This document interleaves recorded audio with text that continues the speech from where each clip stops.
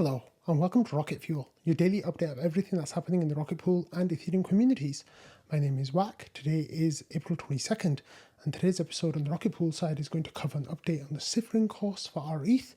We're going to have an update on the STAR program and some news about rETH being stolen as well. We've got some NodeSet news on the staking side, some client updates, and on the Ethereum side, we're going to be talking about Vitalik's ideas of changing Ethereum execution, a fantastic Bankless episode that came out this week, and Ethereum leadership, and a whole lot more. So let's get started. 10, 9, ignition sequence start, 6. Okay, so we're going to start here with this news from Cyfrin Updraft. They're the people who just designed a new rETH course, and they're saying level up your skill as a DeFi developer. Updraft's Rocket Pool rETH integration course is now live on YouTube. So Programmer Smart teaches you staking, yield, options, and reward distributions, rETH math, DeFi integrations, rETH staking with Eigenlayer, and much more. So they've got their program now is available on YouTube, which is really awesome to see. And all the lessons are there. So you can go and do the course on YouTube. Now, that should be noted, of course, that this course is designed to take place on Cyfrin's own website. So if you are taking the course on their website, then you will get you can do the certificate and all that kind of stuff. So on YouTube you won't get that, but you will get all the resources, all the materials, and all that good stuff on YouTube, which of course is really, really great to see. Okay, next we have this update from SignalXU. So Signal here is the coordinator of the STAR program, and has an update on what's been going on in the last week in the STAR program. So there's an update here, reserve BSD ETH. So completed the first version of the integration plugin, currently under review by the community and the team, shared with the reserve community and awaiting their feedback. That's really cool. And then we had Resolve, established a Telegram group with the Resolve team. They indicated rETH will be considered in their upcoming vault, which is really cool. The core team is also exploring deeper collaboration with Resolve, which is awesome to see. And there's maybe a little bit of alpha there about Rocket Pool talking to talking to Resolve about a collab. But I guess we'll find out more information about that soon. And then OP Superchain submitted a strategic ETH staking proposal on the Optimism Governance program, the forum there. So there's many leads available to claim for rewards. Get started now. If you have any suggestions or questions, you can feel free to message Signal. Now, if you have a look over here on the CRM for the STAR program, you can see that there's leads with CowSwap, Gnosis, and Mega ETH, and some of these have been assigned to people, others haven't. You can see that some of them have qualified, such as Gitcoin, Ethereum Foundation, JPEG Nouns, Compound Finance API3. There's contact made with a virtual protocol, proposal made with Resolve, Optimism Base, negotiation started with Reserve BSD ETH, and then closed is Arbitrum DAO, ENS DAO, and Fuel. So if you have ideas of other protocols that you think Rocket Pool should be reaching out to for each suggestion that you make, and depending on how far you take it, you will get money for that. So definitely take us up on this. I think it'll be a nice way to earn some cash. Okay, next we have some bad news, and this is from Numa. So this is from Numa Money, and they are a protocol that was on Arbitrum, and it looks like they got drained, and about $500,000 worth of crypto was stolen, and that includes 82,000 Numa tokens and 283 rETH. So it says the attacker swapped all assets to ETH, bridged it to ETH, and deposited the funds to Tornado Cash. Malicious contract was deployed exactly 7 minutes and 33 seconds before the attack was executed, and that was flagged by their monitoring system. So it looks, this is from Cyfrin's alerts, I guess some kind of like automated detection system. And then there was some root cause analysis here as well happening with these people. It's price manipulation, it's compound fork, and pool to swap between Numa and rETH. So they basically attacked that. So yeah, some rETH went missing there. If you were using Numa protocol, I'm sorry to hear that. I don't think you'll be getting your funds back, sadly, because of the way that it was washed. Okay, let's move on to some staking news now. And the main staking news of the day is from NodeSet. So we got an update a few days ago about NodeSet closing down validators. And here we have a post from Wanda saying we are beginning the process of forced exiting mini pools as we have not seen enough organic exits yet. So it doesn't mean they're going to exit all the mini pools. Just a bunch of node operators did exit their validators. I was one of those people who did exit my validators, but it seems like they wanted to get 2,500 ETH worth of validator exits. They didn't have that, so now they'll be going through the list and exiting, force exiting validators. Of course, this was part of the plan. Like we already knew that the NodeSet would do these things depending on what the situation of their protocol was. And they made an announcement last week that this is what was going to happen, and now they'll be exiting validators. So I'm not sure. Let me have a look over here. So Nick said that they're actually going to. So a veterinary here said, oh yeah, okay, here we go. So an update from earlier today, Nick says that all the validators are going to be spun down and Constellation as a protocol will be wound down fully in about a week. So that will mean that you can get your XRETH swapped back into ETH. You'll also be able to get your XRPL swapped back into RPL as well. So that is fair, I guess. Just the way that it's worked out. It's sadly that it's all happening so quickly, but I think the NodeSet team really wants to focus on getting those stake-wise validators up and running and making sure everything with those are going well. But yeah, this is Shippo says I thought only 50% of validators would be exited. Constellation will continue to run just with less liquidity. It's a shame, but I guess it had laid the foundation for the private stake-wise vaults.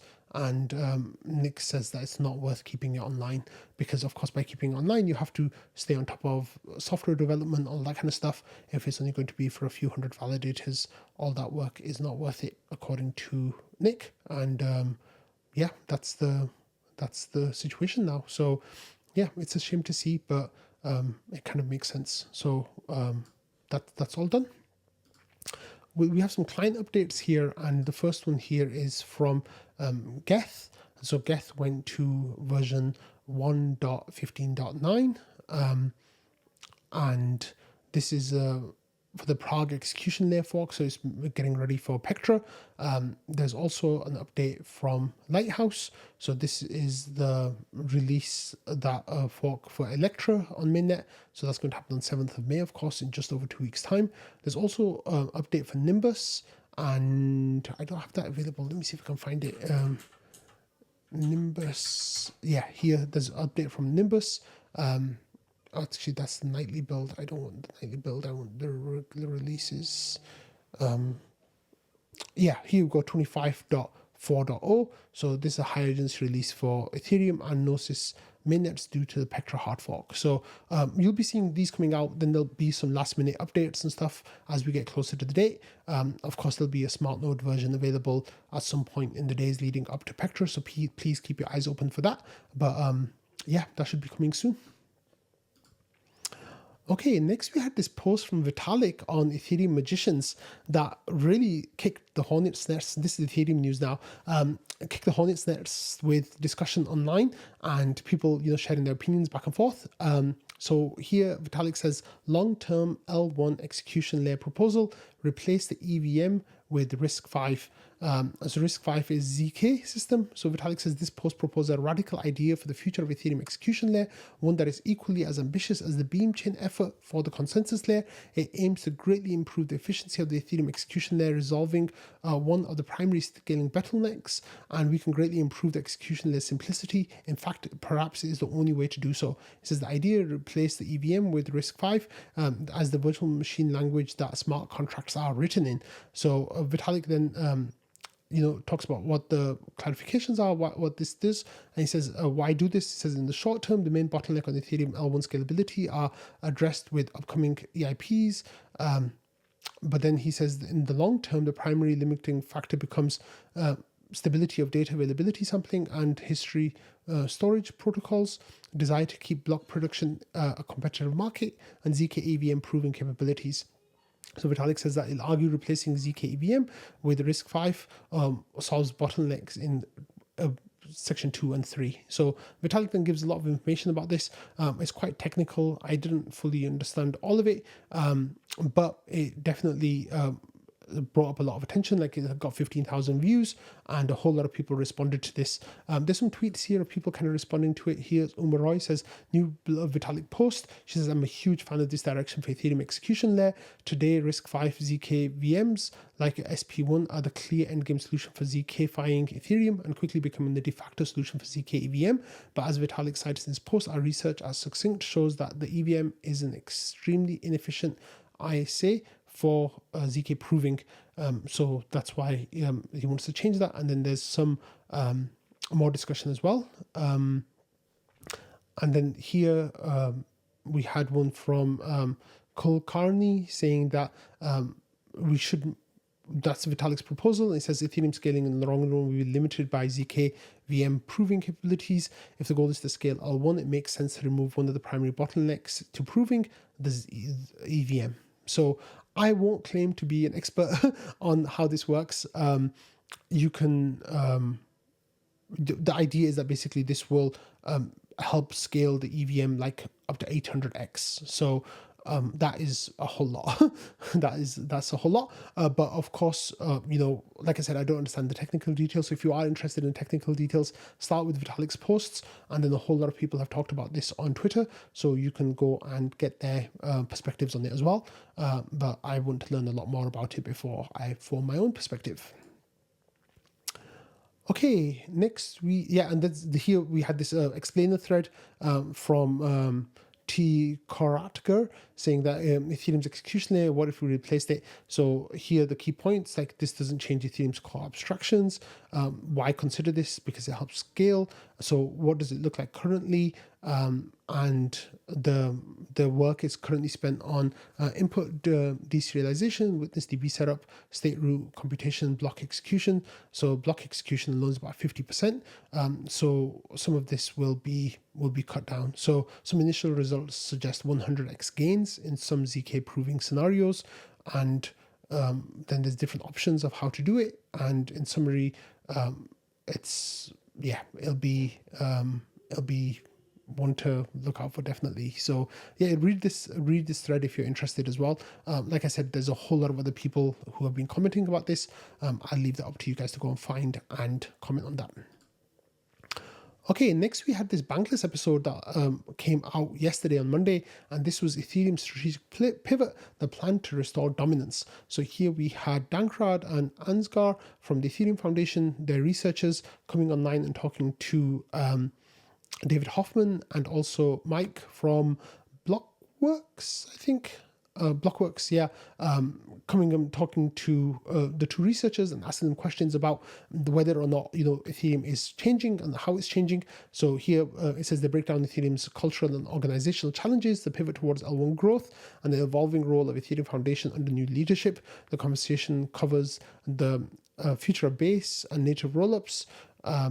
It should be and native rollups, L2 alignment, and why Ethereum's new unique values still matter in the competitive landscape.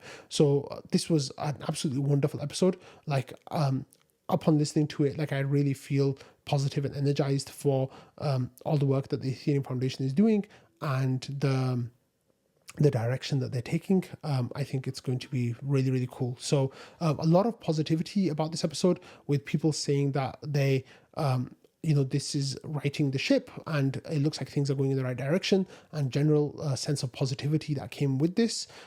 There's some more Bankless stuff as well, but before that, let's see Ryan here kind of talking about his feedback about this. So he says, from the Bankless ETH panel, with respect to the speakers of this quote saying that no one stopped to make sure the entire picture made sense, it's best not to rewrite history. People did tell them that the whole picture needed looking at. That sounded alarm many times, and then goes on to give more feedback. So it says Ethereum is in the best strategic position for the industry. We are the best people in the industry, and our best people are increasingly aligned with doing the right things to grow Ethereum and ETH. They're not all there yet. See Hayden's recent remarks. He said, I'm finally confident the ship is turning in the right direction, an epic direction. I'm proud of us. The future is extremely bright for ETH. And then there was a whole lot of feedback as well to Ryan's comments as well. So that was really, really interesting.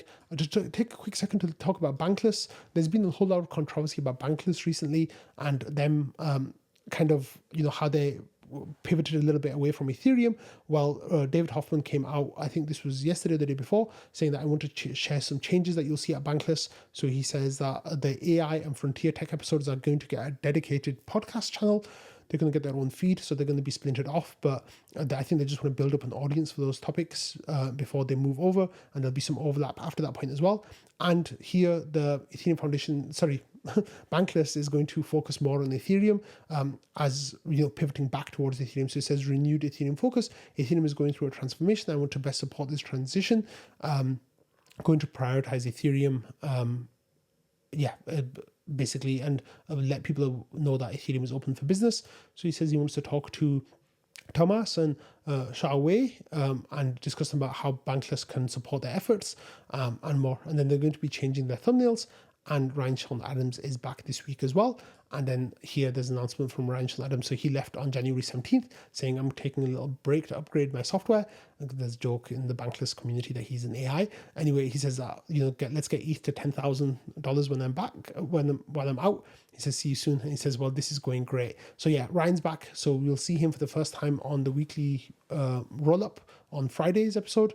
And I guess he's going to get back into the swing of things. So it looks like Bankless hopefully are going to be on an upward trajectory now with Ethereum stuff, which of course is really exciting. Okay, talking about Ethereum stuff, the best person nowadays to cover on all of this is Thomas, who's been absolutely amazing in the content that he's been putting out on Twitter. Here he came and commented about the L1 scaling roadmap. And it's kind of, I think, in response a little bit to the Vitalik's post about the ZKVM stuff. So here, he says it, Thomas says it. So let me just read this out to you. It's really cool. Thomas says, our discussions about the layer 1 scaling roadmap have been extensive, and the feedback so far suggests that the community appreciates our ambition. Turning that ambition into reality now depends on the focus of the core development teams and researchers. So this is following the recent changes in leadership at the Ethereum Foundation. We aimed, among other things, to free more of Vitalik's time for research and exploration rather than day-to-day coordination or crisis response. Says each time Vitalik shares his insights or communicates a direction, he accelerates major long-term breakthroughs. His recent posts on RISC-V and ZKVMs have advanced promising avenues, while his writing on privacy has helped realign the community around the Ethereum Foundation's core values. So he said, I want to make clear that Vitalik's proposal will always carry weight, but they intend to start conversations and engage progress in difficult research areas. While community review may refine them significantly or even reject them, we want the same freedom for our other researchers who show courage by posting difficult questions and suggesting alternative approaches. For example, Justin Drake and Dankrad. It says Ethereum researchers often ask that readers recognize the exploratory nature of their posts and proposals. So he says focus remains essential within the Ethereum Foundation. We will shift much of our research effort towards near-term goals, aiming to address user experience and scaling challenges in the next 2 protocol upgrades. We are concentrating on layer 1 scaling, support for L2 scaling, and significant UX improvements, including interoperability in the Pectra, Fusaka, and Glamsterdam upgrades. In parallel, we're exploring ways to bring forward projects that currently look 3 to 5 years away. Posts from our top researchers help some of them to ship within 1 or 2 years through initiatives such as next generation execution and consensus layers. So I think Thomas here is doing some really, really interesting things. First of all, he's kind of saying that, Vitalik's role is changing in the Ethereum Foundation, and he's actually becoming that researcher that people thought he was for years, and he won't be as much involved in the day-to-day coordination, which people thought he wasn't, but it seemed like he was to some extent. After that, what we're seeing here is that I think Thomas is trying to highlight other people from the Ethereum research team that he feels carry that burden now with Vitalik, and he gave examples of Justin Drake and Dankrad. And those two, they're very senior researchers at Ethereum Foundation, but I think there's a whole bunch of other people that people are starting to shine light on now as well. And like we saw on Bankless, we got Ansgar on there this week. I think there'll be others who come forward as well in the coming days and weeks, just to take some of that pressure off Vitalik as well, I think, which is really awesome. Let Vitalik go and research. That's what we want him to do. Another thing that's really interesting here is there's an explicit mention now that the focus of the Ethereum Foundation is shifting towards near-term goals, not not just like 10-year out goals. And this is a criticism that's actually come up a lot, and I've heard a few people say that recently, that Ethereum was focused too much on the 10-year away goals instead of the 1-2 year goals that we really should have been focusing on, as well as the 10-year goals. So Thomas here is saying that we are paying attention to that, and we're making sure that some of those things that people really wanted are going to come in Fusaka and Amsterdam, which are the upgrades after Pectra in 2 weeks' time. And on top of that, the Ethereum Foundation wants to speed up a lot of the work that was happening. This famously shown with Justin Drake's Beam Chain announcement, where he said this is going to come in 2029, and people are just like, what on earth are you talking about? That's 5 years out. That's way too much. And for Thomas to explicitly say, pulling forward projects that are currently look 3 to 5 years away, moving them forward to getting them in 1 or 2 years, probably more that like 2 or 3 years for some of them. But the attitude here is absolutely amazing. And a lot of people saw this post, a lot of people liked this post. People are saying that and people had really strong feedback. Like DC Message says, keep engaging, communicating, and setting clear direction and vision for the future. Ethereum is the ecosystem. Ethereum and the ecosystem need your eyes and ears and your voice. Thank you for your leadership. It will be thankless and probably ugly at times, but a lot of us support your approach. And ICOB says, holy shit, why did they wait 8 years to hire you? David Hoffman says, Thomas, this is direct engagement, clarity, and comms. It's already a huge moral boost for me. Morale boost, I think David Hoffman means. And I also hope many others in the Ethereum community for them as well. He says, keep delivering comms like this. Micah, for those of you who don't know, Micah is a core dev, I think, with one of the teams, as far as I remember, and he's a very contrarian person. So he replied by saying, who is this community that you speak of, and how can validate your claims that I hold a particular and consistent position on topic? How do I become part of the community? And Thomas replied very nicely, I think. This is the most important thing. You're already part of the community. You have been since I remember. The community that I referred to in my recent post, he says, people that I met in person at the events in the last 2 months, mostly in the Bay Area, Stanford, Berkeley students, and visitors at Ethereum San Francisco, and people in Paris, maybe around 200 people or more. He says the Ethereum Foundation people that I met in person, had calls with and discussed things with daily in the last 2 months, around 80 people or so far, about around half of the Ethereum Foundation, I think. Ethereum Twitter, people whoever I follow and get suggested by the algorithm. Over 100 people outside of the Ethereum Foundation who booked calls with me via my calendar in the last 2 months. Around 200 people or maybe more who sent me Telegram messages with their opinions, comments, and suggestions. Podcast guests, but could only listen to a few. So this is a small sample. And he says, I haven't looked much at the ETH Magicians, the ETH Researcher forums directly recently, but seen various retweets of selected content and various groups on Telegram and Signal. He says, where else should I look for feedback and sentiment? And Micah says, everything Ethereum does lately seems to be the opposite of what I desire, so I don't feel heard. I know I'm not alone because I get DMs from people who thank me for speaking up. Unfortunately, I have no idea how many people share my feelings, maybe dozens, maybe millions. And he says the general problem is that we, human society, do not have good mechanisms for actually figuring out what the aggregate of human society wants. And even if we did, it's not all clear that it would be a good idea to follow that. He says, so when the Ethereum Foundation and core devs listen to the community, it's highly likely that they're listening to a noisy or connected subset of the initial community, and even when they are getting good signal, it doesn't mean that good signal should be followed. So yeah, I think that, as always, there are people who are unhappy, but the general vibe shift has been palpable in the Ethereum community that I'm part of, and people are very, very happy with the way that Thomas is speaking and communicating about Ethereum and his what he's experiencing. Absolutely awesome stuff. Okay, and then here David Phelps, who has been a critic of Ethereum sometimes, says, I did a call with Thomas today to discuss many concerns I've posted about Ethereum. He says he read my post in advance, came prepared to share questions, discuss opinions, and get feedback on initiatives. He says, I've never felt so heard as a builder. He says, there's a lot to prove, of course. I'm cautiously quite bullish on Ethereum's direction right now. Now it just comes down to timing and pace. So, when you've got critics or people who've been outspoken in their criticisms of Ethereum, turning around and saying, hey, it seems like Ethereum is heading in the right direction, I think that is incredibly promising, and I am definitely hugely supportive of that. Okay, we got some really, really cool news here. So BNY Global, which is an entity that has $50 trillion under custody, just launched on-chain data on Ethereum. Their first client is BlackRock. The institutions are here. This person saying Merlin. I'm not sure how to pronounce that, sorry. But yeah, this is, then it goes on to say why this matters. BNY Mellon is the largest custody bank, safeguarding $50 trillion. Their move to Ethereum isn't just experimental, it's a strategic shift by one of the banking's oldest institutions, founded in 1784. And this legitimizes blockchain and, of course, Ethereum. BlackRock managing $10 trillion assets isn't just choosing Ethereum, they're partnering with BY to build institutional infrastructure. This like having Google and Amazon team up to build a new tech platform. It signals where smart money is betting on in the future. This is awesome. Like it says, what this means for ETH. This is institutional validation, increased network usage, more institutional adoption likely to follow, potential prices appreciation. The floodgates for institutional money are opening. It says we're witnessing a historic shift in traditional finance.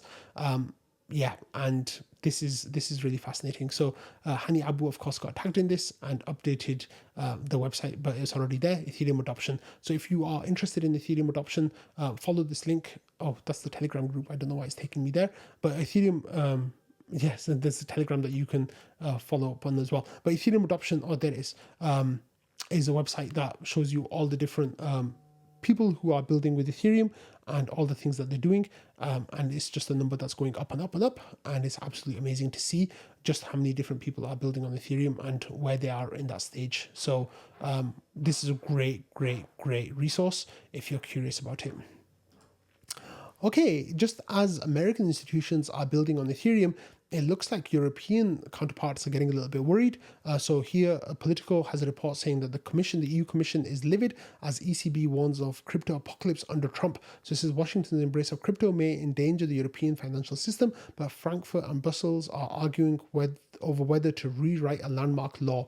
So here they're saying that the law that they want to rewrite is about how they're dealing with crypto, like the MiCA stuff, and what should happen with that, and the stablecoin stuff. And it looks like one of the worries is that focusing on crypto might put TradFi systems under pressure. Another thing is that there's dollarization of the world happening through the US basically saying, hey, come mint stable coins in the US with the Stable and Genius Acts that are going through Congress right now. Those would potentially open the floodgates for millions, if not, no, billions, if not trillions of dollars worth of stablecoins to come online, with basically every bank entity wanting to have a part of it and trying to enact. Now, what this happens is, we already know that there's a global desire for people to get US dollars because they think it's the strongest currency that they can use. I think one of the worries of the European Union here is that it would leave behind a lot of the markets because people would sell their euros, they'd sell their whatever their rubles, their yen, everything else, and they would buy US dollars, and that would just further entrench US hegemony on the global financial stage. And if the Europeans are worrying about this, then what could happen is that they could start pushing their own version of Euroization on the blockchain, make it easier for people to mint Euro blockchains, stable coins. And yeah, that's really fascinating.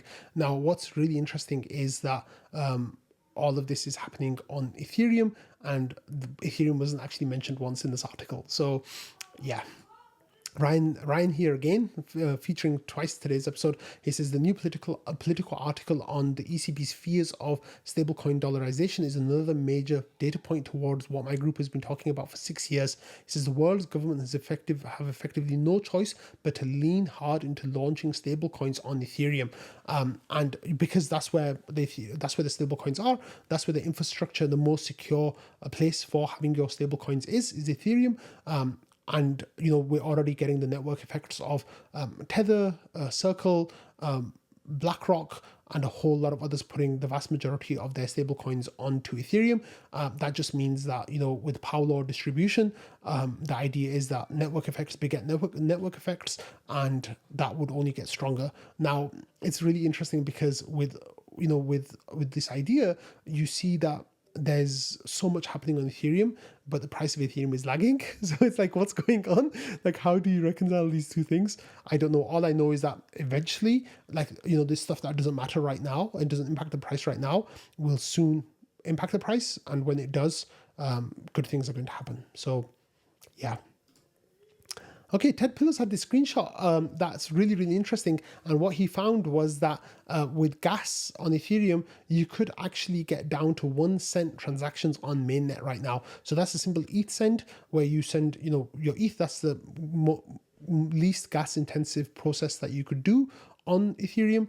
And yeah, it's down to 1 cent. So this is like astonishing. Like, I never thought we'd see the day where you would have 1 cent transaction fees on mainnet again. But this is where we are right now. Like, gas is 0.37 Gwei. I think it's gone down to lower than that at some points as well, but it's just hit 1 cent. So if anyone tells you now that Ethereum is expensive, tell them they have no idea what they're talking about. You can go and do stuff on chain for very little money, which is really, really cool to see.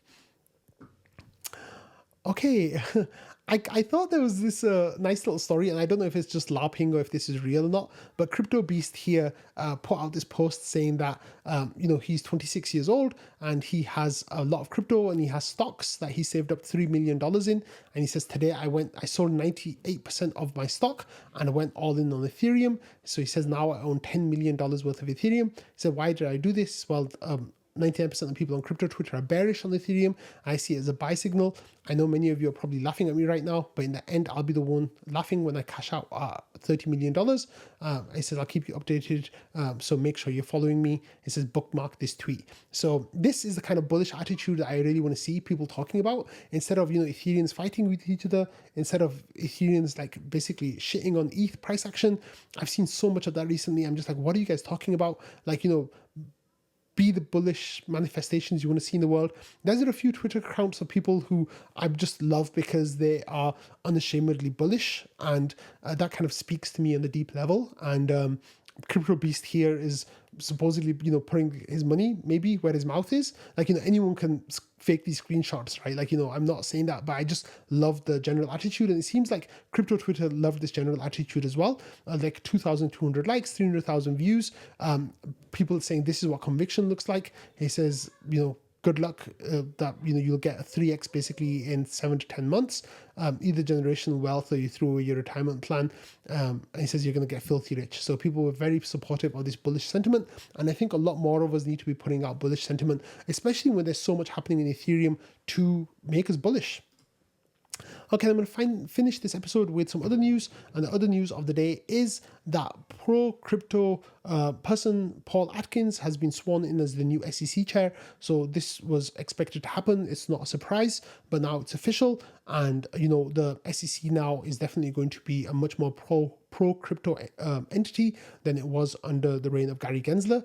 And, for crypto, I think that's amazing. I'm looking forward to seeing stablecoin legislation. I'm looking forward to seeing a whole lot of, market. Well, not the stablecoin legislation, of course, is not going to come from the SEC, but they can foster an environment where, people are looking forward to regulation now, and the SEC of course will enforce those regulations.